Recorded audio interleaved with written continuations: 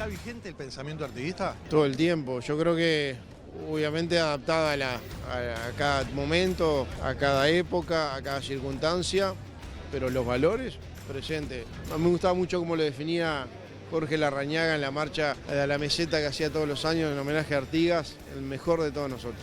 Una referencia ineludible por la puntería que marcó. Tenía 3 o 4 conceptos que hoy son, no sé si se puede hablar de vigencia, tienen la fortaleza de ser pilares para la construcción de futuro. Entre otras cosas, y para mí es lo más importante, un sentimiento de nacionalidad que es muy importante y en perspectiva histórica se acrecienta. Artigas es libertad. ¿Está vigente el pensamiento artiguista? Yo creo que tiene más vigencia que nunca. Vamos a la esencia del pensamiento artiguista y la esencia de Artigas, que los orientales se gobernaran a sí mismos, la defensa de la soberanía particular de los pueblos. También es artiguismo la sensibilidad por los más frágiles, la verdadera sensibilidad, no el discurso hipócrita. Y hasta cuando no nos damos cuenta, los uruguayos somos muy artiguistas en nuestras convicciones, en nuestras tradiciones, en nuestra manera de entender la política y en nuestra manera de entender la convivencia. En el mediano y largo plazo, nuestro país expresa y pretende expresar cada día el pensamiento artiguista. Estoy hablando de justicia social, de democracia, de republicanismo, de respeto a las instituciones y de pluralismo. Si algo legó Artigas fue su ideario, y ese es el sentido central de la acción de nuestro gobierno. Pensar en el desarrollo del país justamente con un sentido de justicia social y de equidad. Así que está vigente como siempre. Creo que Artigas merece el recuerdo eterno. Nosotros somos nación antes que Estado. Somos un ADN oriental antes que una organización política. Y eso nos identifica. Buenas noches, bienvenidos a esta edición de Todas las Voces. ¿Cómo les va? Decía Marcelo Ilachet, un prestigiosísimo panel, y le agrego a él que es un privilegio estar hoy aquí en este programa, por los panelistas de siempre y por nuestros invitados.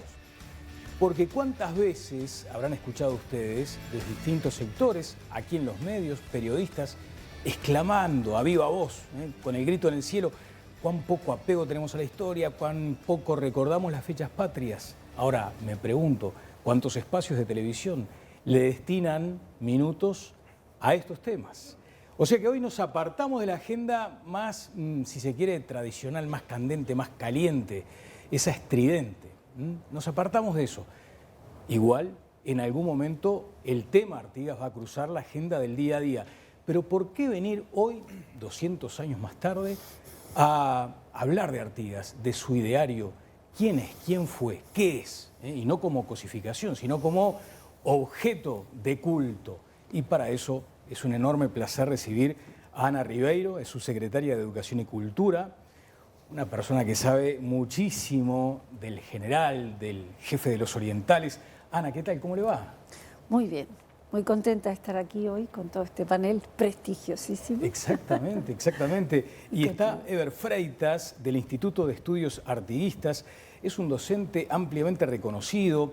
Creó hace un año, corríjame si no es correcto el dato, Eber, el Centro de Estudios Artiguistas del Uruguay y de la región. ¿Es correcto? ¿Cómo le va? Muy bien. Buenas noches. Un gusto estar acá. ¿Es una referencia este centro?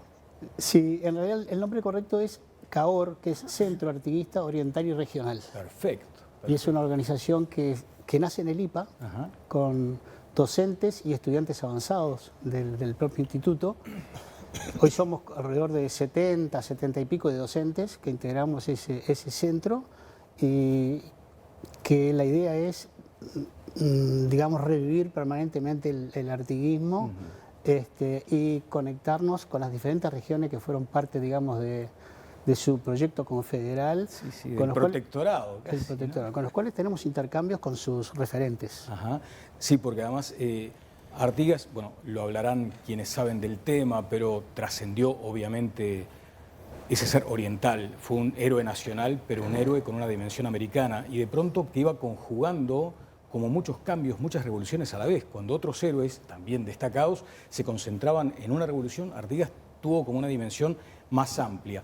Pero voy a empezar con el panel, además, ¿Cuánto nos ha pasado esa cuestión de que si viene un extranjero, ¿no? O si viene un niño, Eduardo, y te pregunta quién es Artigas, quién fue Artigas, asumiendo también que una cosa es hablar del artiguismo, de su legado hoy, y otra distinta hace 2 siglos, pero ¿qué respondes, por ejemplo, ante la consulta de un extranjero? Háblame de Artigas. Bueno, yo primero creo que Artigas fue quizá de los héroes de las revoluciones latinoamericanas el más avanzado, ¿no? Posiblemente. Primero, algunos de ellos eran monárquicos, por ejemplo, caso San Martín, ¿no? Artigas era un republicano que había extraído de múltiples fuentes su pensamiento político, quizá de la experiencia de los propios del desarrollo de los Estados Unidos, también de una beta religiosa, del peso que tuvieron, por ejemplo, los franciscanos, ¿no? En el proceso, en el pensamiento artiguista, de su vínculo con los indígenas, ¿no? No solo de lo que después fue el Uruguay, sino también de la región, ¿no? De su ideario de justicia social, como un elemento tremendamente avanzado, reparto de tierras, el rol democrático, el radicalismo democrático, diría yo, ¿no? De los pueblos tomando decisiones en los cabildos. O sea, me parece que hay un conjunto de ideas fuerza del pensamiento artiguista que lo ponen muy, muy adelantado respecto a su época y a sus contemporáneos. Bien, le advertí cierta gestualidad a Pancho Fay cuando mencionaba lo de las fuentes, Eduardo, sí, porque se entiende que Artigas se nutrió mucho o se inspiró mucho en lo liberal. Efectivamente, ahí la importancia de la Revolución de Estados Unidos es clave en Artigas. Pero no, estaba asintiendo y me parecía increíble estar tan de acuerdo con Eduardo en todo lo que decía. Estaba realmente asombrado. Porque efectivamente todo el tema, por ejemplo, franciscano y de la legitimidad tradicional, digamos, de una España que se había quedado sin rey y que había que ver cómo se organizaban los poderes en ese momento, realmente es muy importante en Artigas, y a diferencia de otros lugares de Latinoamérica, ¿no? Artigas realmente es diferente a O'Higgins, a San Martín y demás. Bueno, a Bolívar y eso, ¿no? Eso lo dirán mejor ellos incluso que yo, pero me parece que en ese sentido hay como un legado propio. Es decir, si Uruguay es lo que es hoy en día, es por varias virtudes, lo que Real Lasúa llamaba un conjunto de meteoritos que nunca terminó. Bueno, en fin, una frase muy buena, Real Lasúa, que una constelación de meteoritos casi que Uruguay sea lo que es. Uno es Artigas, otro es que somos una frontera y que por tanto no estamos colonizados, digamos, desde 1500 o 1600, sino que realmente es en el 1700 y pico que Montevideo se funde, todo eso. Y en ese sentido me parece que el sentido de autonomía primero, de independencia después, está muy forjado sobre esa base de los pueblos decidiendo por sí mismos. Y eso es Artigas, ese pensamiento tradicionalista. Y hay algo en la Revolución Francesa también que hay que decirlo, pero bueno, es un poquito más revolucionario. Ajá. O sea que te quedás con esa mirada liberal de la Revolución de los Estados Unidos, no la que vino después en Francia. Y las instituciones del año 13 en particular. Fernando. Bueno, yo lo primero que debo reconocer es que mi vínculo con Artigas es sumamente tenue. Yo me crié en México, entonces podría hablar más de Morelos o de Hidalgo que de Artigas, ¿no?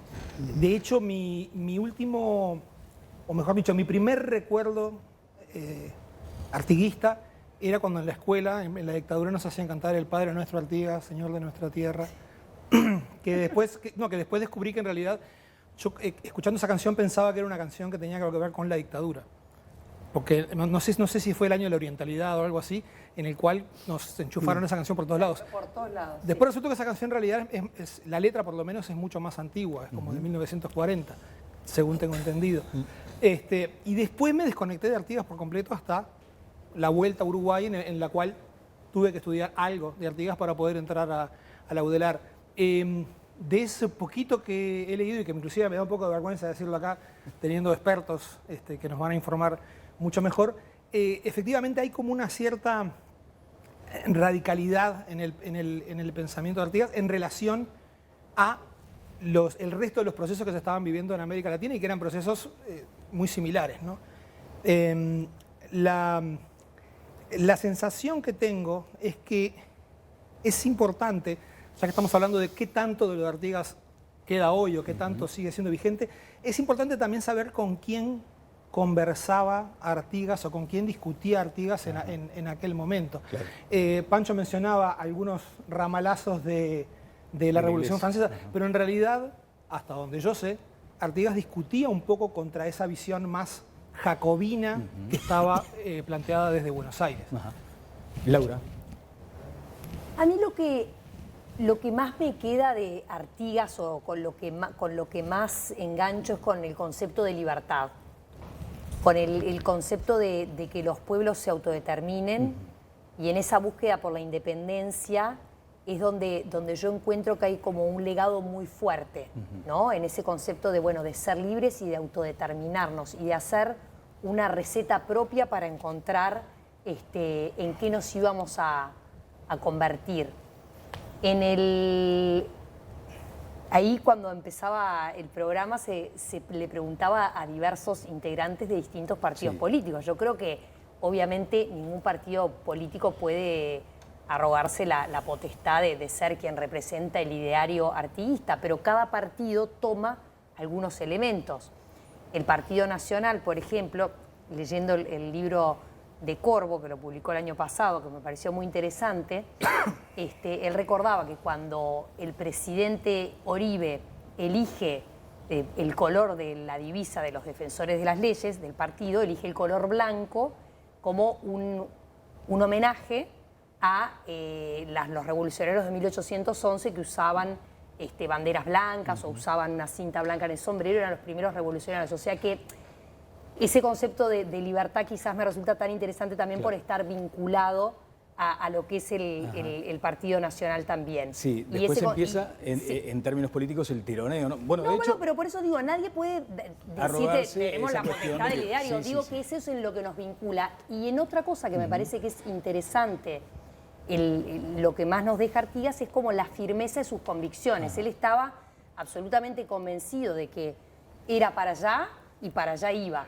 Esa independencia que buscábamos. Y me parece que eso está muy vigente al día de hoy como concepto, porque cualquier persona que gobierne un pueblo tiene que tener una visión clara de hacia dónde va y luego de que esa imagen vívida de lo que quiere llegar, tiene que planificar cómo llegar a eso. Bien. Entonces, la firmeza de las convicciones y el concepto de libertad y autodeterminación. está bien, con Ana y con Ever voy a tratar de transitar también por otra cuestión que muchas veces nos preguntamos, porque estamos hablando de una figura en su tiempo, y esa figura en su tiempo hace 2 siglos.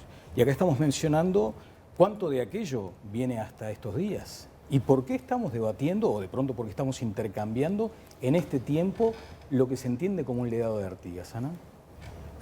Bueno, estamos debatiendo porque a lo largo del tiempo convertimos, y no hay nada de malo en esa operación, por las dudas lo aclaro, convertimos a Artigas en un héroe nacional y en un pater fundacional. Entonces es imposible hablar de nosotros mismos si no hablamos de Artigas, porque cada generación le proyecta aquellas cosas que cree que deberían estar en los orígenes y creen que deberían ser lo que de alguna forma señala el punto de partida de la existencia de una colectividad política. ¿Hay una construcción colectiva necesaria entonces como nación? Sí, hay una construcción colectiva, hay un personaje histórico real, están los hechos, pero luego está la elaboración que con los hechos hace la gente. ¿Y sobre esa elaboración qué opinas? Sobre esa elaboración no opino, sé cómo fue. No es cuestión de opinión, sabemos todos cómo fue. Sabemos que hubo en su momento una leyenda negra antiartiguista de cuño porteño fundamentalmente, ni siquiera digo argentino, porteño fundamentalmente, porque les representaba un poder que les incomodaba mucho. Sé que luego hubo, a lo largo de la salida política que este país tuvo hasta convertirse en país, una necesidad de establecer un principio y una persona que estuviera por encima de las colectividades políticas que nacieron casi junto con el país. Sí. Por lo tanto, no podía ser ni blanco ni colorado, tenía que estar antes y post facto, por encima de las cosas que habían pasado. Así que estaba cronológicamente en el lugar adecuado, tenía la dimensión adecuada, así que comenzamos a remontar esa leyenda negra, elaborando lentamente un pater fundacional y culminamos en una leyenda absolutamente dorada, en clave de el gran hombre, en clave de la política es más importante que ninguna otra cosa. Claro. Y creo que luego llegó felizmente para nuestros días la tarea historiográfica de no ver delito en la construcción colectiva, pero desentrañarla, desarmarla y decir, no puede ser que no estornude, no puede ser que no tenga un error, no puede ser un semidios. Tiene que ser una persona que yo pueda encontrar creíble. Claro. Y sobre todo tiene que ser alguien que deje ver a los otros, ¿no? Porque está aquello tan precioso del poema de Bertolt Brecht, Felipe II lloró el día que hundieron a su armada, fue el único que lloró, lloraron todos, ¿no?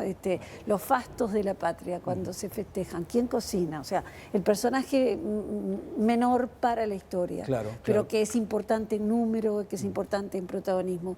Entonces, no es que lo niegues, es que entendés la clave, es un hombre de su tiempo. Sí, o sea que también uno debería asumir que hay como un proceso de maduración, o sea, no esa entidad divina, tampoco la leyenda negra, pero sí un hombre de su tiempo, pero un hombre. Sí, tal cual, tal cual. Un poco la tarea que tenemos los docentes de historia es tratar de justamente reelaborar esa interpretación sin caer en el anacronismo de 2 siglos atrás, sino a partir de esos, digamos, episodios, esos protagonistas, ir interpretando cómo se fue desarrollando el proceso histórico. Mi primer profesor de historia en Las Piedras decía que Artigas elaboraba sus ideas a contragolpe de los hechos históricos. Y a mí me parece, lo sigo recordando, me parece, fue Vivian Trías, porque es una expresión fantástica, es decir, la coherencia del artiguismo no está en sostener sin ningún cambio lo que dijo en 1811 y en 1815 tener que repetir lo mismo, sino la coherencia está, digamos, en desarrollar ideas que se van adecuando al tiempo y al momento y dándole respuestas a los problemas de la gente, a los problemas de los pueblos, ¿verdad? Creo que por ahí está la cosa. Bien, después la producción había establecido esa cuestión llamativa, ¿no? ¿A quién votaría Artigas hoy o si estaría en el oficialismo o en la oposición? Y por eso hoy le insinué a Laura esa cuestión de que a veces los partidos tienen la tentación de apropiarse de ese ideario de la gesta, de ese legado. De hecho, la vertiente artiguista no ha de ser caprichoso el hecho de que se llame vertiente artiguista. ¿Qué fue lo que nutrió aquella definición, Eduardo? Bueno, justamente, primero un ciclo de charlas donde participó Lucía Sala, Enrique Rubio, historiadores o profesores docentes de historia, prestigiosos, que sumaron luego a personas como Reina Reyes, Fortundigliano, docentes de primera línea, digamos, que hicieron escuela en el Uruguay, y luego una fuerte iniciativa de compañeros provenientes del Partido Demócrata Cristiano, que quedaron en el Frente Amplio cuando la decisión del Partido Demócrata Cristiano, que denominaron su sector Artiguismo y Unidad, y que hicieron mucha fuerza a la hora de tomar. La vertiente es una construcción política de varias corrientes, una corriente proveniente del Partido Nacional, que era la corriente popular, una corriente que venía del Frente Amplio, y un sector que quedó del Partido Demócrata Cristiano, y esa confluencia puso sobre la mesa el artiguismo como un tema central, ¿no? Luego de todo el proceso de superar la leyenda negra, ¿no? Con Vivian Trías, por ejemplo, y otros historiadores. Entonces, de ese ciclo de charlas más otro pensamiento, surgió esa denominación, y bueno, sí, finalmente se elaboró. ahí es donde surge la pregunta que puede asomar, pero explica un poco buena parte de lo que se ha dicho aquí, porque bueno, desde son luego corrientes distintas. Pero digo, ¿dónde lo instalarías hoy? Esa pregunta. No, yo creo que primero tengo la impresión que Artigas no estaría aquí hoy, probablemente, ¿no? Porque en realidad su visión fue la visión de la Liga Federal, ¿no? Si uno recorre las provincias de la Argentina linderas con el Uruguay, va a encontrar un peso enorme del artiguismo, desde las banderas, los símbolos, ¿no? Artigas es un héroe, quizá para los argentinos de esta zona, ¿no? Sí. Quizá de la misma trascendencia que lo es para nosotros, ¿no? Ana, ¿querías hacer un apunte sobre esto? No, quería decir que rezongues a la producción porque la pregunta es invitarnos a un ejercicio imaginativo de abuso. Claro. No se puede hacer esa pregunta. Claro. No se puede. No se puede. No se puede. Es porque en realidad el juego político tiende a eso. ¿Quién no quiere sentarse o pararse debajo de la estatua y que le destile todo el bronce posible? Es una legitimación, para el presente maravillosa, pero es absolutamente inmoral hacerle decir a un señor que nunca vio un micrófono, que no entiende lo que es un semáforo, que no sabe lo que es un bitcoin, que no sabe lo que es una campaña electoral con asesores y con medios de comunicación, que votaría en el presente. Claro. Y fíjate, definitivamente es imposible la pregunta. Es imposible porque volvemos a esa raíz de decir, bueno, fue un hombre de otro tiempo.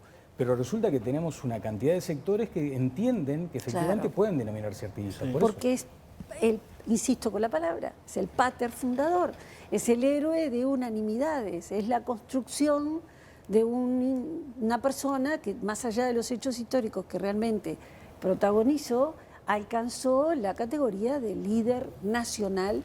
Lo construimos como nacional porque tiene razón, su dimensión era mayor, pero la dimensión de su proyecto era mayor, pero su proyecto fracasó. Entonces, en su fracaso hay como la ubicación final que tiene. Se convierte en un héroe de una nación porque él aspiraba a una construcción de un modelo político que abarcaba todo el antiguo virreinato, ya no como virreinato, sino como otra entidad política, pero en eso no tuvo éxito. Entonces queda reducido a esa dimensión nacional. Y yo creo que los distintos partidos políticos pueden reclamar ideas como propias porque las ideas tampoco son monopolio de los partidos políticos. Por ejemplo, vayamos al caso de algo que se destaca en Artigas, que es la conexión popular, ¿no? El poder establecer que quiere igualdad de oportunidades para los indígenas, los negros, la gente que no tiene tierras, los criollos, es decir, darle oportunidades a todo el mundo, lo que hoy llamaríamos inclusión social. Hoy le pondríamos bajo el título inclusión social. La inclusión social no es patrimonio de un partido político. No. Pero entonces, precisamente, esos conceptos son conceptos que defienden distintos partidos. Entonces, varios pueden identificarse con que defienden eso, o con defender la República. Bueno, todos los partidos van a decir que defienden la República. Entonces, creo que ninguno acá diría que es patrimonio único de un partido, pero porque los conceptos son muy fuertes, muy globales. No, yo también, y que me corrijan los expertos, que para eso los tenemos, ¿no? Creo que también es parte de este proceso, es parte también de una construcción, o sea, el Artigas que cada partido selecciona, o el Artigas que cada partido reivindica, tiene zonas en común, como señalaba Laura, pero después tiene zonas específicas, digamos, mirando inclusive en el tape motivador, digamos, era evidente que habían diferentes énfasis en lo que se consideraba importante del artiguismo, dependiendo de quién fuera el que estaba hablando. Y eso también es parte de una construcción, de una elaboración que se hace a posteriori sobre la figura de Artigas, y que, más allá de la interpretación que hacen los historiadores, tiene unas lecturas políticas de diferentes tiendas que van a reivindicar. Mi duda, y se la planteo a los expertos, es hasta qué punto eso es Artigas y hasta qué punto eso es la construcción que se hace sobre Artigas. Hay un muy buen libro de José Rila, del 2008, que es La actualidad del pasado, que estuve releyendo antes de venir para acá, y que es interesante porque Rila en ese libro dice algo un poco distinto a lo que estamos diciendo. Si bien es cierto que, por supuesto, señala con toda razón, el tiempo es entre 1942 y 1972, el análisis que él hace. Y él señala con toda razón, por supuesto, que blancos y colorados dejan, como decía Ana, a Artigas lejos de las rivalidades, lo ponen como padre de la patria y todo eso. Pero lo que señala interesantísimo Rila en ese libro es que el Frente Amplio, cuando se conforma en el año 71, intenta llevarse a Artigas para sí mismo. Es decir, y es interesante porque efectivamente lo que tenía que hacer el Frente Amplio era diferenciarse de blancos y colorados en un país en donde hasta el 66, hasta 1966, el 90% votaban a blancos y colorados. Y en ese sentido hay una voluntad, señala algunos discursos de Sereñi en particular, pero no solo, que dice, bueno, Artigas es nuestro y nosotros somos de Artigas. Y allí hay por primera vez una ruptura, en el sentido de decir, porque blancos y colorados los dos se pretenden artiguistas con matices o lo que fuere, pero ninguno de los dos pretende que Artigas es de ellos. Artigas es de todos y nosotros, por tal o cual matiz, pertenecemos a Artigas. Pero el Frente del 71 dice, no, pará, Artigas es nuestro. Nosotros somos legítimamente artiguistas, dejando la duda si nosotros serán o no, el tema de los lemas. Bueno, hay una crítica implícita, por supuesto, a Blanco y Colorado. Y en eso hay un matiz con relación incluso a las declaraciones que se veían hace un rato. Las declaraciones de hace un rato, es decir, no en el 71, sino en el 2022, 50 años más tarde, ya el Frente Amplio no está reivindicando a Artigas para sí. De alguna forma se tradicionaliza en su discurso, se hace blanco y colorado, en el sentido de decir, bueno, Artigas es de todos y nosotros aspiramos a una parte también. Pero quiero dejar establecido ese matiz porque creo que es importante como, digamos, como historia de las ideas, historia de la política, que el Frente del 71 lo reivindicó para sí mismo. Bien, y después, no quiero tampoco insistir con lo de la historia negra, pero ¿qué escuchamos muchas veces? ¿Quién le escribía las ideas? ¿Quién le escribía los discursos? ¿O quién, digamos, redactaba lo más conocido de Artigas? Y ahí es donde se dice, no, él tenía como su entorno, que lo asesoraba mucho, que lo apañaba, y eran ellos los encargados de pronto a veces de delinear algunos de estos pensamientos traducidos en frases, algunas de las frases que tenemos acá. ¿Cuánto hay de eso también? De ese mito de que Artigas redactaba, Artigas decía, Artigas proclamaba estas frases maravillosas. Ana. Esa es la pregunta infaltable cada vez que voy a dar una conferencia sobre Artigas. ¿Quién le escribía los discursos? Hay como una fantasía terrible en torno a eso. Después de leerme los 38 tomos del archivo Artigas, creo haber llegado a esta conclusión, que por supuesto es personal, pero se basa en un trabajo de largo aliento. Y es esta. Artigas podría no escribir de la manera barroca, pomposa y elegante que escribía Barreiro, o de la manera ya rayana casi a la iracundia y al fuego sagrado como era Monterroso. Pero las ideas de qué se decía puede adornarlas un secretario, pero el contenido central, porque son posturas políticas, ese era de él.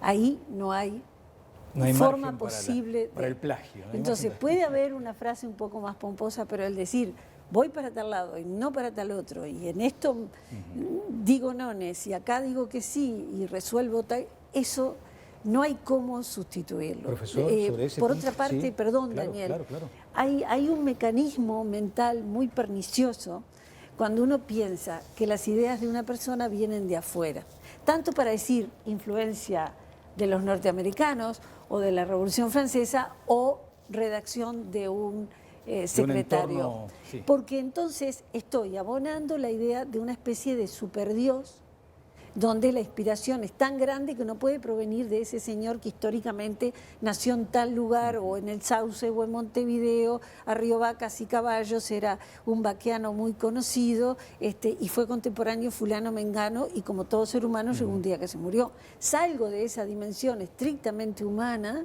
y localizable en el espacio y en el tiempo y lo convierto en una entidad superior. Tan superior que si no llego a lo rayano con la divinidad lo tengo que alimentar desde afuera. Tiene que haber un genio que le dé letra, ¿tá? Así sea la Revolución Francesa y todo eso creo que son de alguna forma negaciones de una cosa más simple. Fue un señor con aciertos y errores, pero de su tiempo. Yo cada vez que dicen adelantado a su tiempo me tiembla hasta el taco del zapato, porque me parece horrendo, sí, porque es mentira, si tú te adelantás a tu tiempo, te despegás y dicen que sos un loco. Claro. Si no sos de bueno, tu quedó tiempo, medio solo Artigas, ¿no? No sé si loco, pero terco sí decían que era, ¿no? Terco, un poco terco. porfiado, sí, que era la virtud que Laura señalaba, ¿no? Claro. O sea, Claro, la firmeza de la convicción. La firmeza, en opinión de algunos, puede ser obcecación. Claro. Pero en este Claro, caso esa es crítica se le firmeza. hacía. Porque, claro, en esa elaboración de un mito insuperable, también lo hicimos victorioso por sus fracasos, que es una elaboración colectiva fantástica. Sí. Porque cada vez que perdió algo, entre otras cosas el control de su territorio, Perdió el bastante, derecho a ¿no? permanecer en él, el contacto con su familia, lo convertimos en un hecho victorioso. Perdía, pero era porque él tenía una superioridad moral. O sea, toda esa construcción habla de nosotros, pero no mal. Habla de la necesidad de ser una colectividad unida por un padre ejemplar. Claro, profesor En definitiva, Freitas, es sobre eso, esto. nadie quiere descender de un delincuente. No, coincido, digamos, en que, es decir, ¿quién le escribía los discursos a Artigas? Planteaba Ana, ¿no? Estuvo bien rodeado. sus dos secretarios en diferentes momentos, Miguel Barreiro, un enciclopedista excelso, y un académico como José Monterroso, fueron de alguna manera pilares esenciales, cada uno con sus características. Pero uno repasa el archivo Artigas o los documentos artiguistas, los oficios y todo demás, y hay una línea ideológica que la va elaborando, como decía hace un rato, a contragolpe, se va adecuando al momento, pero que es la cabeza de Artigas la que está allí, es la cabeza de Artigas, no es ni la de Barreiro ni la de Monterroso. Esto lo que hacen es, bueno, maquillarlo, darle la reacción correcta, amigable a todo el mundo, ¿verdad? Claro, claro. Pero... Vamos a un breve auspicio y seguimos adelante. Me gustaría plantearles qué de aquello debería ser aplicado con más énfasis hoy, qué de aquellas ideas artiguistas deberíamos cuidarlas con más cariño, tomando en cuenta una experiencia personal que vivía anoche. Pero vemos este auspicio y seguimos. Tenacidad, disciplina, trayectoria, evolución. Con la mirada en el mundo, transformamos la uva en uno de los vinos más distintivos de Uruguay. Jiménez Méndez, máxima expresión del terroir. Bueno, lo que decíamos, ¿qué del ideario artiguista deberíamos cultivar mejor hoy o cuidar o arropar más, ¿no? Tratar con más cariño? Y sucedió ayer, por ejemplo, en la promesa de la bandera, Martincito, mi hijo pequeño de 6 años, vivió un momento también muy conmovedor y es lindo ver cómo los papás y quienes estábamos allí sentimos la sensibilidad. A mí me pasó ayer también. ¿Viste? ¿Te das Tremendo. cuenta? O sea, cuando uno reivindica esas cuestiones que tienen que ver con nuestra mejor historia, sentís la emoción y decís, hay algo en el alma, ¿no? que nos mueve cuando hablamos de estos temas. La patria. Y es la patria. Exactamente, es la patria. Y ayer el joven profesor de historia, que introdujo a la ceremonia, mencionaba, dice, cuando lleguen a la casa, ojalá que no vayan con la sensación de haber hablado de historia, sino que vayan con la sensación de que hay cuestiones que hoy pueden resolverse con aquel ideario. Porque Artigas lo que buscaba también, y por eso le pregunto a los expertos, es una base de entendimiento, de consenso, ¿no? Para alcanzar aquel objetivo superior que tenía. Entonces, Ana, te pregunto eso. ¿Cuánto de ese ideario deberíamos aplicarlo hoy, precisamente en la búsqueda de alivianar las tensiones que tenemos como sociedad, ¿no? de ir más despojados de tanta crispación? Yo voy a contar también algo que me pasó, pero hoy en la tarde temprano. Fui a escuchar al académico de la Real Academia Española que nos visita, en el Centro Cultural de España, y en determinado momento estaba hablando de uno de los programas que estaban llevando adelante y dijo, con mucho orgullo, estaban presentes sus majestades los reyes. Y a mí me vino esa cosa republicana de una cosita que me recorría la espalda, ¿no? Entonces yo diría, para mí el primero es la República, en su doble acepción, en su sentido de forma política de organizarse, en donde todos tienen representación y hay alternancia en el poder y hay elecciones libres y hay división de poderes, pero también en el sentido primero, que proviene de lo que llamaban en la época la vieja Constitución y era nada más y nada menos que el derecho de gente y los viejos derechos de India, el viejo corpus ideológico español, Escuela de Salamanca, el padre Feijó, que es res publica, la cosa pública. La república es la cosa pública, la resolvemos entre todos y es un ethos moral, es una participación. Tú no puedes ser indiferente a lo que está pasando, tú tienes que tener una actividad política permanente. La representación no agota lo que opinas. Eso es un llamado a la militancia permanente en torno a qué hacen con nuestro destino.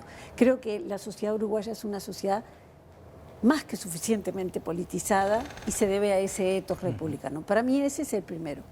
Luego, al convertirse en un pater identificable con nosotros, que nos hace a nuestra identidad, nos da un sentido de pertenencia y de comunidad que es insustituible. En tercer lugar, la federación me parece algo que ni siquiera tenemos que reclamar porque lo llevamos impreso en la frente. Y tú me dirás, Ana, te equivocaste, federales son los argentinos, nosotros somos unitarios. Yo te llamo a ir al interior y hablar con los intendentes y verás que somos más federales de lo que parece. Pedimos descentralización y eso es cierto, hay que seguir puliéndolo, pero ese interior tan completamente distinto, tan de cara al puerto al que siempre le está reprochando cosas, ese interior vive de manera federal sus poderes. Y Laura, eso me parece importante. ¿Qué traerías de aquello a esto, como lo planteaba? Bueno, después de que habla Ana, es bien complicado hacer una... Yo rescato lo que, creo que vuelvo a rescatar de lo que podríamos preservar hoy, lo Sí. que decía al principio del concepto de la libertad. Sí. De la libertad concebida como la autodeterminación y el encontrar mecanismos y recetas propias para las soluciones para este país. Y lo traigo a un ejemplo bien que nos pasó recientemente. El manejo de la pandemia, por ejemplo, ¿no? Uruguay podía seguir modelos regionales o modelos en el mundo, que era, bueno, un gobierno que decide decirle a los ciudadanos, bueno, quédense en su casa, se cierra todo, estas son las normas, y Uruguay elige otro camino. Elige un camino propio y distinto, que es, no, mira, la libertad sigue estando, te recomiendo hacer tal cosa, entre todos construyámoslo. Entonces, esa construcción conjunta, esa libertad para autodeterminarse, me parece que sigue siendo absolutamente vigente en el día de hoy. Eduardo. No, yo creo que comparto el pensamiento federal, ¿no? Me parece que eso fue una mirada que trascendía. Bueno, de hecho Artigas nunca volvió al Uruguay, ¿no? Nunca. Por eso yo en ese aspecto tengo algunas dudas, ¿no? Él permaneció en Paraguay, sabemos además el origen del Uruguay, ¿no? El rol que jugó Inglaterra también en la región. Por tanto, creo que ese sentimiento federal de unión de los pueblos y demás, comparto lo que dice Ana, está muy presente en el interior del país y me parece que es parte del núcleo duro de su pensamiento. Y después está la doctrina social, porque Artigas era un hombre de carne y hueso, ¿no? Ahora, como tal, hizo hechos, concretó cosas. Generó un reglamento de tierras y repartió tierras. Y repartió tierras a los más humildes, a los indios, a los negros, ¿no? A los esclavos. O sea que hay un pensamiento social que yo creo que se veía también en esas declaraciones que vimos, ¿no? En los acentos, ¿no? Ese pensamiento, esa doctrina social artiguista, de los más infelices sean los más privilegiados, me parece que es lo que yo siento como más identitario, digamos, ¿no? En el vínculo con el Lo que artiguismo. deberíamos cuidar más hoy, decís, de pronto, esos aspectos. Fernando. Sí, yo me gustaría introducir un matiz y tiene que ver con algo que leí de una entrevista que le hacían a la profesora Ana Ribeiro. Decías, y me pareció interesante, que también hay que revisar el significado que tenía, por ejemplo, libertad para Artigas en el momento en el que decía república, en el momento en el que... Yo entiendo que hay algunos valores y algunas categorías, digamos, que siguen anclando nuestro accionar colectivo. Lo que me parece es que es, a la hora de hacerse la pregunta, ¿qué cosas deberían seguir existiendo hoy? Te enfrentás con el problema de que, para empezar, la ciudadanía que somos hoy, somos una ciudadanía completamente diferente, y lo que entendemos por libertad no es completamente diferente, pero incluye un montón de otras cosas que no estaban incluidas hace 200 años. No estoy diciendo que haya que descartar, pero como la pregunta que hay es ¿qué debería preservarse? Me hago esa pregunta. Estábamos hablando, Artigas hablaba exactamente de la misma libertad que hablamos nosotros. ¿Se entiende lo que quiero decir? Sí, o sea, claro. Hay un problema en esa trasladar las categorías de 200 años hasta ahora y plantear que deberían funcionar de la misma manera que pueden haber funcionado hace 200 años. Y que, como alguien señalaba, creo que Eduardo, en algunos puntos fracasaron también. O sea, de hecho, claro, muchas de esas ideas no terminaron llegando a buen puerto, aunque después las reconstruimos como forma de tener un mito fundacional. Antes de ir con Pancho, ¿algo de esto, Ana, de lo que menciona Fernando respecto a esa...? Y sí, yo escuchaba, por ejemplo, cuando Eduardo decía, le dio tierra a los esclavos, no, a los negros libres, a los esclavos no. O sea, la revolución no abolió la esclavitud, manumitió, que es distinto. Aquel que acompañaba a la revolución, el precio de estar dentro de la revolución era la manumisión. Pero entonces, eso, que se ve que lo dije alguna vez y ya lo había olvidado, es muy correcto, porque cada palabra quiere decir algo distinto en su contexto, ¿no? Claro. Eso es algo que en ese desarticular la leyenda dorada, la historia conceptual, nos enseñó muchísimo. Generalmente, en la revolución, cuando decían libertad, en realidad no decían exactamente ni libertad responsable, bueno, pero autodeterminación decían no otras así. cosas. Sí, autodeterminación sí, y por sobre todas las cosas hay algo que me parece que hay que decirlo sin miedo porque no es un demérito, ¿no? Aquella gente sencilla que, como Alberto Zunfeld describe el levantamiento de 1811, que dice al grito de guerra al godo sale el indio de la toldería, el gaucho abandona la espesura del monte y solo saben que el grito lo convoca, no están haciendo un análisis político ni filosófico como nosotros. A las palabras se les dio, palabras sencillas, se les dio un significado que se entendía por el contexto histórico de la época y se entendía por qué palabra se combinaba con qué otra. Claro. Entonces se les daba un espesor conceptual. Por lo tanto, cada una de esas palabras tenía un horizonte de expectativa, que así se llama en historia conceptual, absolutamente inmenso, ¿no? Entonces movilizaban mucho. Y eso lo saben los que elaboran jingles políticos en las campañas. Una palabra a veces se convierte en una clave. Bueno, sin tener asesores de publicidad, también supieron hacerlo en su momento y alguna de esas palabras terminó teniendo un espesor y una capacidad de determinación inmensa. ¿Quiere sumar algo antes de ir con Fay, profesor Freitas? Respecto a este tema, sí. Bueno, yo creo que sí que hay conceptos que se repiten y 200 años después queremos interpretarlos y hay que, digamos, valorarlos de cómo fueron entendidos en su momento, de alguna manera. Claro. La libertad era un aspecto clave que está en el inicio de la Revolución. Es decir, el primer documento artiguista, que es la proclama de Mercedes, habla de libertad. Y si repaso la enorme mayoría, por no decir todos los documentos artiguistas, yo creo que en el 80% aparece el concepto de libertad, ¿verdad? Y le agregaría el otro, que recién hablaba Ana y Eduardo, de el aspecto confederal. Es decir, me parece que eso está en la bandera artiguista del año 16, cuando dice libertad y unión, ¿verdad? Libertad y unión son dos conceptos que van de la mano en el proyecto artiguista. Fay. Mira, yo creo que lo que se ha preservado y que hay que seguir preservando, y es un sello distintivo del Uruguay con relación a otros países del continente e incluso a otros países occidentales, y otras democracias en particular occidentales, y que es formidable porque tiene una raíz artiguista clarísima y que hemos logrado en la construcción posterior colectiva y hasta el día de hoy preservarlo, traducirlo a los tiempos, pero que tiene una matriz fenomenal, es aquello de que mi autoridad emana de vosotros y ella cesa ante vuestra presencia soberana. Se lo dice a los representantes del pueblo, no al pueblo, se lo dice en el Congreso cuando está frente a ellos.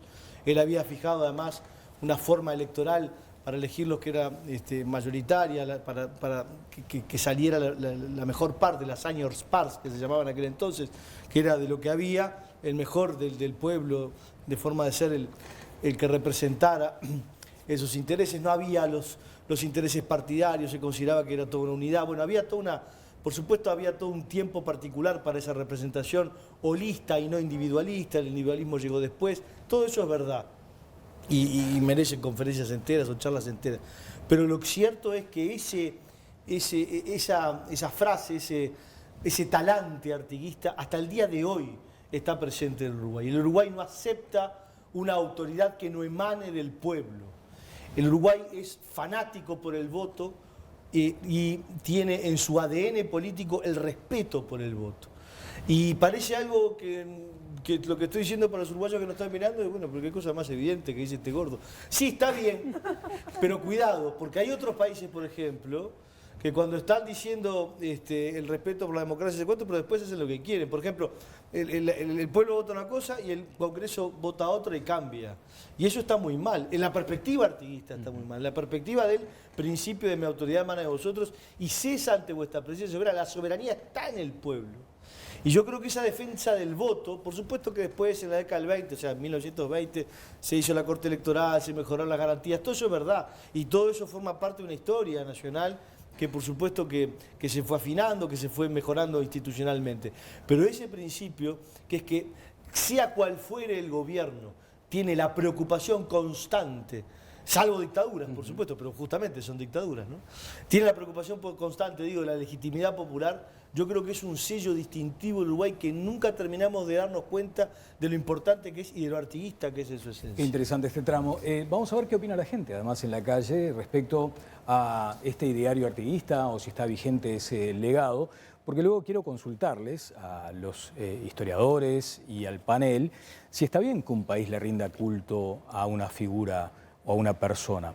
Si la respuesta es sí, ¿cuánto le estamos dando a honrar ese culto? Porque muchas veces asociamos simplemente estas fechas con a ver si me toca un feriado largo o si puedo hacer un sándwich. ¿Cuánto de eso hay que revisar también? Pero vemos lo que opina la gente. ¿Qué significa Artigas para ustedes? Para mí es todo. Para mí es como... Artigas para mí es como si hubiera mi padre. ¿Está vigente el pensamiento artiguista en nuestro país? Yo pienso que sí. Tiene que estar vigente, ¿no? ¿Qué significa Artigas para usted? La persona más grande que hubo, ¿no? Que nos dio el ejemplo de la lucha y todo eso, ¿no? ¿El pensamiento artiguista está vigente en nuestra sociedad? Creo que se ha perdido un poco, pero se intenta recuperar constantemente, que es lo importante. ¿Qué significa Artigas para ti? Para mí significa la historia de mi pueblo. Yo soy de acá y para mí es muy importante porque me representa. ¿Qué significa Artigas para vos? Un buen general. ¿A quién votaría Artigas si estuviera ahora acá en la vuelta? ¿Se te ocurre o no? Estaría bastante complicado. Yo creo que se vuelve para atrás de nuevo. Bueno, ¿qué significa Artigas para vos? Y más que Artigas, el ideario artiguista, lo que significa, estaría bueno reconsiderar todas las ideas de Artigas hoy en día. El federalismo, la idea de no vender el patrimonio de los orientales. La verdad que hace falta artiguismo en el Uruguay hoy en día. Bueno, interesantísima esa última afirmación. Hace falta artiguismo en el Uruguay hoy en día, Y después estaba esa persona que decía, si le tocaba votar, da vuelta para atrás. No me metan en este lío, no me metan en este lío. Se va a enojar la profesora Ribeiro con este sondeo que hizo Todas las Voces, porque precisamente va en esa dirección, profesora. A ver, aquí está. A ver, allí, por ejemplo, se le pregunta a la gente, ¿no? Una amplísima participación. Bueno, ¿a quién apoyaría Artigas, no? Y estamos en tercios ahí, porque se menciona que apoyaría al oficialismo un 35,2%, a la oposición un 34,1% y que no apoyaría a nadie, en realidad un 30,6%. Tercios bien identificados. Ana, una reflexión desde el enojo. No, estoy pensando, ¿qué consultora se anima a afirmar eso? No, esto es apenas un ejercicio. Es una encuesta de Twitter. Esto es un ejercicio. Solo dice lo que piensan los que fueron y contestaron. Exactamente, en un sondeo en una red social. Daniel, y que siguen en todas las voces. Si llega un extranjero que nunca pisó Uruguay, lo primero que probablemente lo lleven a ver es la Plaza de Independencia. El monumento más impactante, con el caballo más impactante y menos criollo que hay, está allí con una veneración absoluta a los restos del cuerpo que están debajo en el mausoleo. Si recorre el interior del país, no hay una sola plaza del interior. Recuerdo ahora poquitas, la de los inmigrantes en Nueva Albesia, tirando del arado. Las demás, la mayoría, en un altísimo porcentaje, son monumentos Artigas. Si entra a un centro educativo, hay un busto. Hay bustos en todas las oficinas públicas, hay retratos en todas las oficinas públicas. Es lo más parecido al culto a la personalidad que te puedas imaginar en cualquier lugar. Si van al mundo académico, se van a encontrar con que es el héroe americano con el mejor repositorio documental que tiene ninguno. El fabuloso Archivo Artigas, que va por el tomo 38 y está en trabajo el 39 y último, que cerraría la larguísima investigación comenzada en 1942. Ahora, alguien dijo, y tiene razón, precisamos más artiguismo.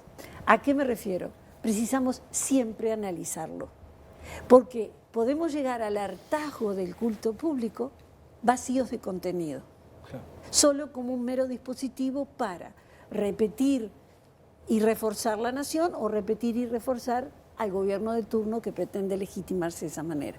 Entonces, lo que siempre hay que hacer es lo que creo que hacemos, no hay que rezongar tanto, que es volver y analizar, y cada época le hará las preguntas que quiera, y el pasado contesta respecto a qué se le pregunta. Qué interesante. ¿Profesor? Interesante, Ana, siempre escucharla. Sí, Yo creo Lo bueno que... de esto es que queda todo grabado, para que después podamos reproducirlo en algún momento, porque está bárbaro, sí. Profesor, disculpe la interrupción. Sí, esa participación final donde dice estaría bueno que hubiera más artiguismo, dice muchas cosas en la cabeza de un joven, de alguna manera, claro, ¿verdad? Claro. Y cada uno también le va dando de alguna manera una respuesta a ese reclamo. Yo creo que de artiguismo se pueden recordar muchas cosas, pero es relevante su apego a la soberanía particular de los pueblos, es decir, el derecho de los pueblos a expresarse libremente, no importa si es una ciudad capital o si es una villa, ¿verdad? Sí. Con población afrodescendiente. Todas tenían el derecho a expresar su voz. Bien. Ese es un tema. Sí. Y el otro tema, digamos, es la cuestión federal. Es decir, la unidad confederal hace eso que hablaba Eduardo hace un rato, es decir, que el artiguismo traspasó las fronteras. Claro. No, es decir, que recordarlo como héroe uruguayo es una especie, digamos, de achicamiento de su dimensión, porque es un héroe americano. Es un héroe americano y recordado en prácticamente todas las provincias que conformaron la Liga Federal, claro, con mucho énfasis, ¿no? Si nosotros cuando fuimos a un congreso a Paraná, recuerdo, porque yo te dije hace un rato que era participante, soy presidente del CAOR, del Centro Artiguista. Cuando fuimos a un congreso a Paraná, resulta que Instituto Artiguista de Córdoba, Instituto Artiguista de Santa Fe, ¿Y el de Misiones? ¿Y ustedes? ¿Y el de Misiones? Es fantástico. Sí, el de Misiones. ¿Y ustedes los uruguayos? Y nosotros mirábamos para otro lado, ¿viste? Es decir, era una vergüenza realmente. Pues llegamos de allá y lo primero que hicimos fue organizar un centro artiguista. Claro. Porque nos dimos cuenta de que en realidad nosotros estábamos más atrás, no porque tengamos ningún derecho extraordinario. No, claro, Heber, no estamos más atrás. Les hubiera dicho, tenemos el archivo Artigas. Sí, no, tenemos eso toda la tarea desde el año 42. No, estaba hablando como institución, no tener una institución artiguista, digamos, actual, ¿no? Claro. En un momento la presidenta Cristina Fernández de Kirchner, ¿no? Quiso como, no digo apropiarse, pero... Sí, pero esa es la lógica peronista es, que pretende... dame un espacio para el auspicio y voy contigo, sí, Pancho. Auspicio acá. Viví el puesto. Viví Uruguay. Gastronomía, estilo y tradición en uno de los lugares más lindos de Carrasco. El Puesto, la parrilla tradicional de Montevideo. A ver, Pancho, ¿de qué se trata ese vínculo peronismo-artiguismo? Claro, bueno, lo que pasa es que los peronistas tienen una lógica de patria grande, ¿no? Aquel proyecto que tenía Perón del ABC, Argentina, Brasil, dejaron tan importante.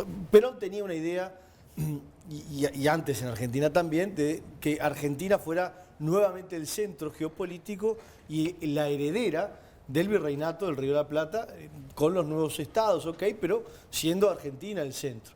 Por eso Perón tenía un vínculo tan estrecho con Paraguay, por ejemplo, y por eso Artigas calza, en la medida que es federal, en la medida que trata de borrar, Artigas cuando no hay estados nacionales, por tanto hay allí un sentimiento común que Argentina, o los peronistas, o algunos de ellos, pretenden de alguna forma hacerse para sí, de forma tal de canalizar desde allí una especie de patria grande en donde el centro es Buenos Aires y es Argentina, que esa es la parte en donde, digamos, el metolismo uruguayo queda un poco en falsa escuadra, dicho con todo cariño por Metol. ¿Cómo? Perdón. Que tendríamos que hacerle leer el artículo 19 de las instrucciones, donde el artiguismo dice que la capital de las Provincias Unidas del Río de la Plata no deberá estar en Buenos Aires. Necesariamente debe quedar fuera de Buenos Aires. No debe estar en Buenos Aires. Sí, pero ese no está peronismo diciendo que tiene que Montevideo. Claro. Sí. Bueno, ahora, ¿qué sucedía a finales del siglo XVIII que llevaba también a la inspiración a Artigas en algunas de sus ideas? Y voy específicamente al asunto que tiene que ver con esa frase tan reiterada, sean los orientales tan ilustrados como valientes. ¿Tengo que hacer una pausa? Tengo que hacer una pausa. Pero eso me parece que es muy relevante, ¿no? O sea, ¿qué quería Artigas?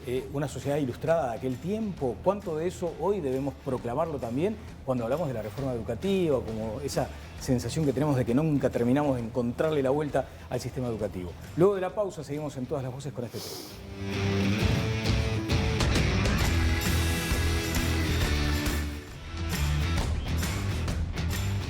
Bueno, les puedo decir que si lo que sale al aire es bueno, lo que se vive en las tandas también está por encima de las expectativas, Ana.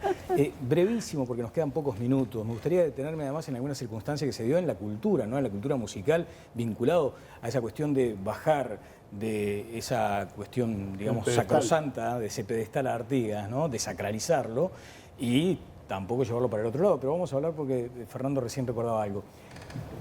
¿En qué momento pronuncia Artigas aquella frase, sean los orientales tan ilustrados como valientes?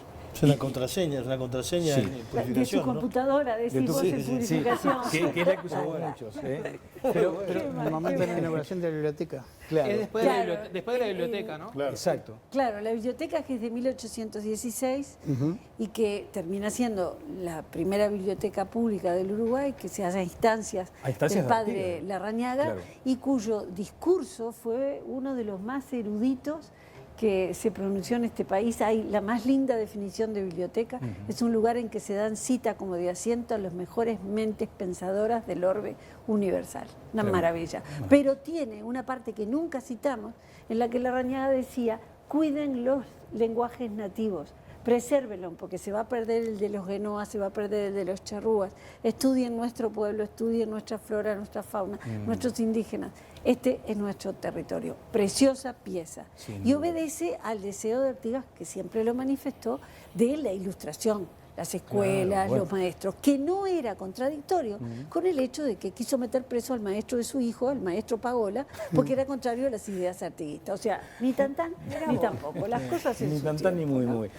Y obviamente si viera hoy nuestro sistema educativo, como sucedió hoy con la respuesta de la política, ¿no? ¿Daría marcha atrás y se iría?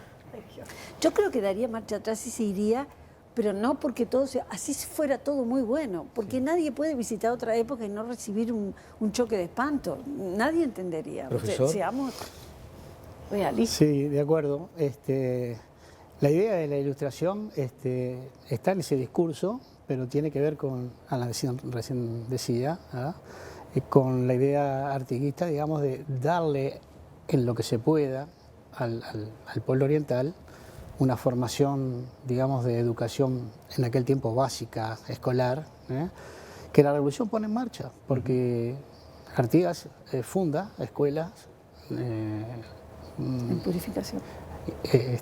Básicas en purificación y contrata los sacerdotes que van como maestros a purificación y llevan adelante un programa interesantísimo de alfabetización, digamos, pero también de derechos, ¿verdad?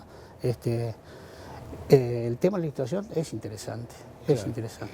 Bien, la savia más vigorosa que recorría, digamos, ese pensamiento artiguista, decía Laura, coincidían todos, era la libertad. Sin embargo, Fernando recordaba que cuando se metieron con libertad, con algunas cuestiones vinculadas a Artigas o caricaturizaron algo, se armó un lío bárbaro. Bueno, eso es justamente para mí una de las dificultades que hay para trasladar las ideas a lo largo del tiempo. En nombre de Artigas se promovió la censura activa de una canción que en realidad, bueno, esa canción, eso fue en el 96, la canción se llamaba El día que Artigas se emborrachó, del Cuarteto de Nos. Yo creo que igual con el actual clima de autocensura y censura que hay, esa canción directamente no existiría y directamente no estaría en ninguna radio porque la habrían censurado previamente. Es decir, sí nos hace falta más artiguismo, pero del bueno, digamos, ¿no? Claro. Porque todo esto se hizo en nombre de la defensa, esa censura del 96 fue en nombre de la defensa de esa especie de Artigas de bronce, justamente. Que no se, sobre el cual no se puede... ¿Por qué ofendía la canción? La canción ofendía por todos lados, si alguien está dispuesto a ofenderse. Bromeaba sobre Artigas borracho, haciendo cualquier disparate, ¿no? De hecho, terminaba diciendo un whisky para los vencidos. Era el remate de la frase, de la canción. Mundo Afro, en aquel entonces, se declaró ofendida, u ofendido, no sé cómo se dice. Pero fue sin querer. Pero estuvo bien igual. Fue sin querer, porque no sé si es una organización. Se declaró ofendida porque... bueno, es un chiste. Porque la figura de Ancina se veía denigrada porque en la letra decía que Artigas se emborrachó y confundió a Ancina con una china. Entonces, eso esa broma sobre la sexualidad de Alsina provocó las iras del mundo afro y terminó siendo el diputado Agapo Palomeque el que llevó el tema en aquel entonces.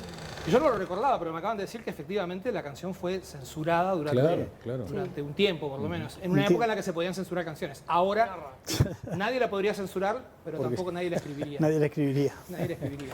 Y también, obviamente, aludiendo a esta situación, ¿sabés que ahora tenías como un gesto cuando dijo todes, ¿no? Sí.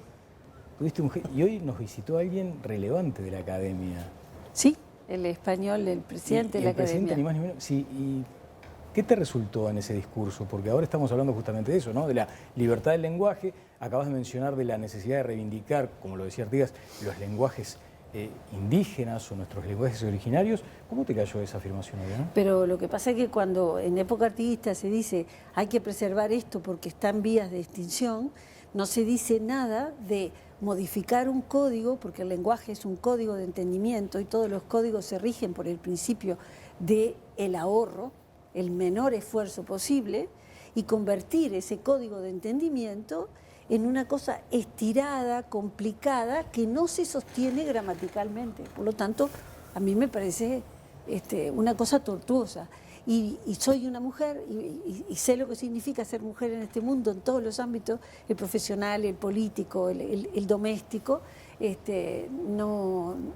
No me duelen prendas en ese sentido, no soy feminista, soy más que eso, soy fémina, que es distinto y sé exactamente lo que significa, pero no me siento representada con un lenguaje que complica todo y termina siendo un trabalengua. Entonces, por eso dije lo del todo es no, porque en realidad me complica muchísimo, estira las cosas. Creo que hay que luchar por el espacio para las mujeres y por el reconocimiento de un montón de cosas que efectivamente y por suerte están cambiando, pero no en la lengua. Bien, una referencia brevísima porque nos quedaron pendientes las opiniones de Eduardo, de Pancho y de Laura sobre esto de la ilustración artiguista llevado a nuestros tiempos. Eduardo. Yo creo que me quedé con la frase del último entrevistado, falta artiguismo. Falta artiguismo. Pancho. Uruguay, para hacer algo, una identidad propia y distinta a los demás, tiene que aspirar a la excelencia. La excelencia precisa de buena educación. Ser artiguista implica, por tanto, una buena educación para el pueblo, la educación popular que tanto nos caracterizó a finales del siglo XIX, etc. Bien, Laura. Ilustración es como el conjugar cultura y educación y me parece que es absolutamente fundamental para el desarrollo de los países. Bien, muchas gracias, Ana, por tu presencia. Ana Ribeiro, subsecretaria de Educación y Cultura, una profunda conocedora del tema artiguista, así como Eber Freitas, del Instituto de Estudios. ¿Cómo me dijo la denominación perfecta, Eber, para no errar? El Centro Artiguista Oriental y Regional. Bien, felicitaciones por esa acción también. También estoy en la Fundación Vivian Trías. Bien, muchas gracias también por estos minutos aquí. En esta edición de Todas las Voces, el reencuentro será el próximo lunes. Que pasen todos muy bien.